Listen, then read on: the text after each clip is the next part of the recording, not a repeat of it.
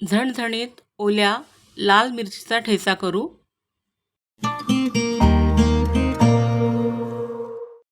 नमस्कार मंडळी, welcome to निराली माय चॅनल। तर चटपटीत झणझणीत तोंडाची चव वाढवणारा असा लाल मिरचीचा ठेचा करू। तर ह्या ओल्या लाल मिरच्या घेतल्या आहेत, 100 ग्रॅम एक आहेत आणि त्यात भाजलेल्या दाण्याचा कूट, भरपूर असा लसूण, एक मोठा लिंबू, मीठ, जिरं असं घेतलेलं आहे। मिक्सरच्या भांड्यात त्या मिरच्या घालून घेतल्या आहेत, ज्या मोठ्या आहेत त्या कमी तिखट आहेत त्या तुकडे करून घातल्यात। त्यामध्ये मिक्सरच्या भांड्यात एक आल्याचा तुकडा, भरपूर असा लसूण आणि एक मोठा चमचा जिरं घातले।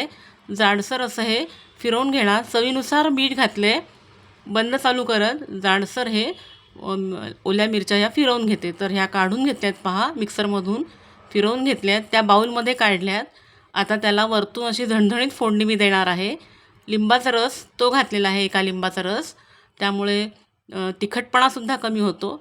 तर फोडणी देण्यासाठी गॅसवर फोडणीची कढई ठेवली, तेल घातले, 3 मोठे चमचे तेल तापले, त्यात थोडी मोहरी घातली आहे, गॅस बंद केला आहे, थोडंसं हळद आणि हिंग त्यात घातलेलं आहे।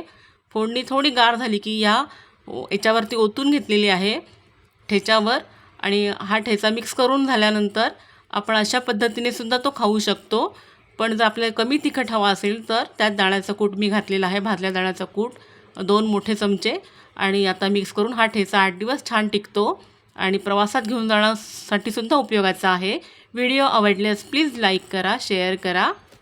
Please like, share and subscribe निराली माय चॅनल। थँक्यू।